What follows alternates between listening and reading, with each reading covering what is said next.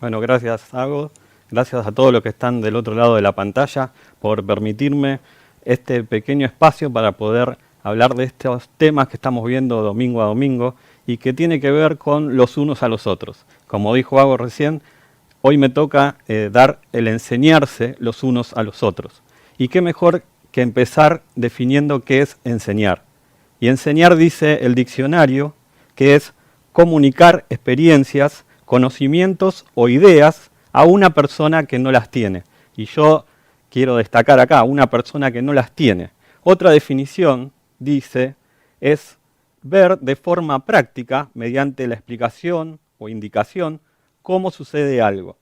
Y si yo quiero juntar estas dos definiciones para hacer una más simple, podemos decir entonces que enseñar es brindarle conocimientos a una persona que no los tiene de forma práctica.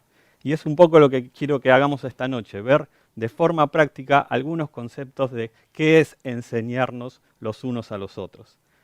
Vamos a ponernos en contexto primero. Todos aprendimos gracias a que alguien nos enseñó antes, ¿sí? Esto es algo lógico.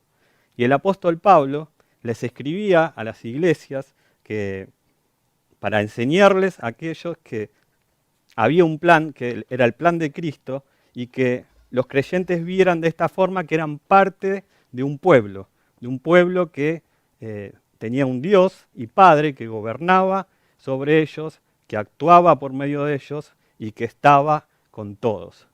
Y que todos estos creyentes eran miembros de un mismo cuerpo.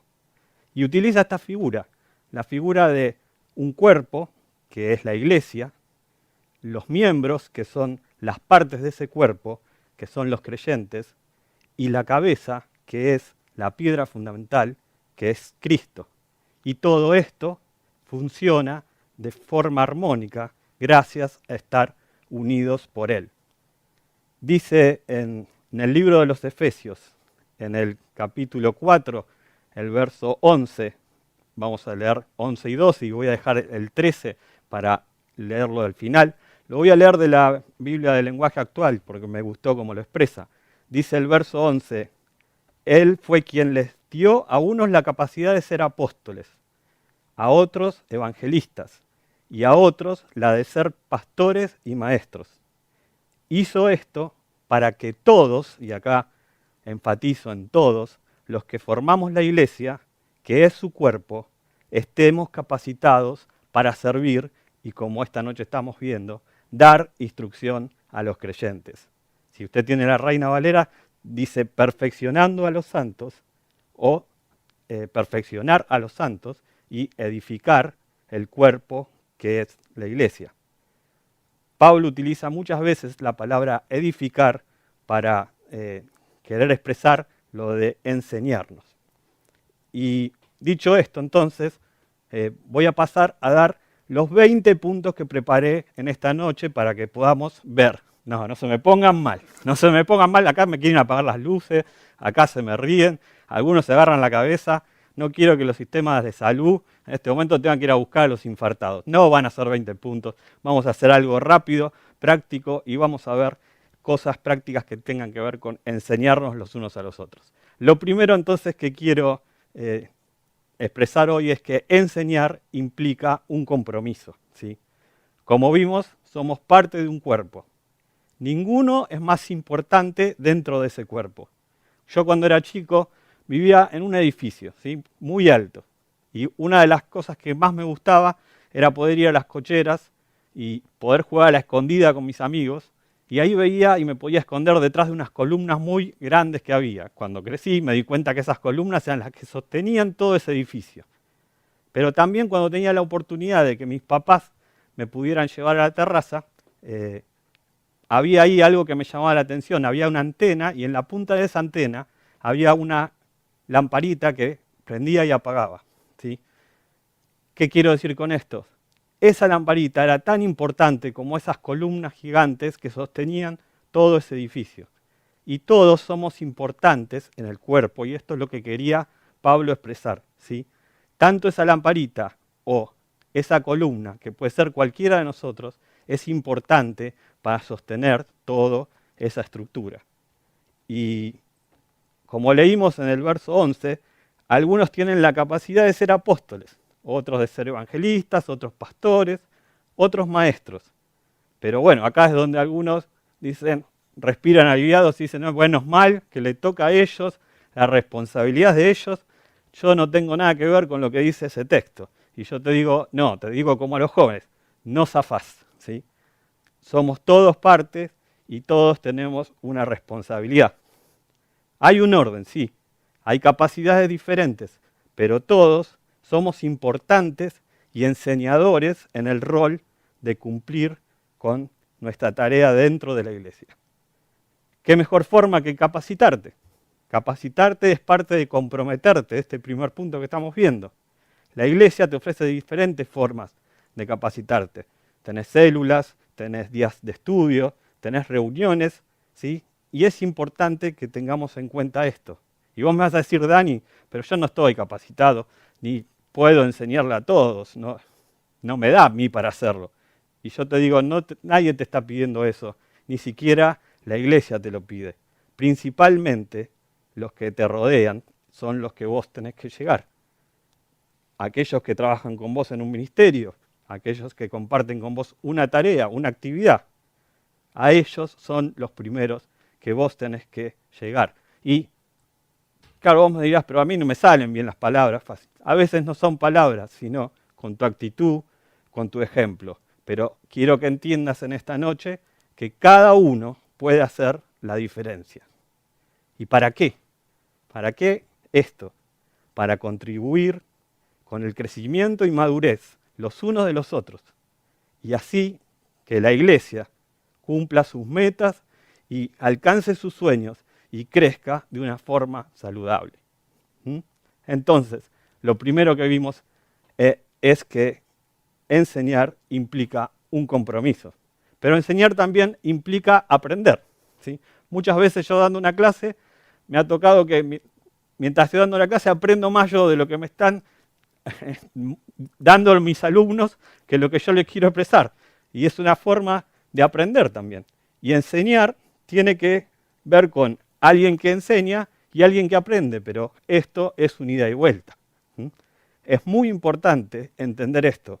Dice una frase, no es posible enseñar bien sin haber aprendido, pero se puede aprender aún más enseñando. Se puede aprender aún más enseñando. Un compositor, por ejemplo, escribió, aprender es como remar contra la corriente. En cuanto dejas de hacerlo, ¿qué pasa? Retrocedes. Y me pensaba, ¿qué moviliza a estas personas? A un docente, a un maestro, a un pastor, a querer enseñar, en querer darte conocimientos. Y me preguntaba, ¿para qué lo hace? Y yo te digo, seguramente, primeramente lo va a hacer para darte con amor, con pasión, con vocación y hasta con satisfacción las herramientas, importante palabra, las herramientas y medios para que puedas crear tus propias oportunidades. Y en el caso de la iglesia, usarlas para enseñar a los demás. No con el fin de querer sobresalir y que digan, wow, mirá cómo sabe. Y tampoco imponer tu idea o lo que vos creés que está bien al resto, sino teniendo en cuenta, como dice Proverbios 21:2, todo camino de hombre es recto en su propia opinión, pero Jehová, y presta atención, mira o pesa, dice otra versión, tu corazón. Él conoce tu corazón y por lo tanto conoce tus intenciones. Y el que enseña tiene también que aprender. Y más allá del lugar que ocupe en ese cuerpo, es importante porque puede aprender tanto de un niño como de un adulto, como de un joven. Pero debe enseñar siempre pensando en el bien de los demás y no en el propio. 1 Corintios 10:23 dice, todo me es lícito, pero no todo me conviene. Todo me es lícito, pero no todo edifica o enseña. Ninguno busque su propio bien, sino el de los otros. Entonces dijimos que enseñar es un compromiso y enseñar implica aprender.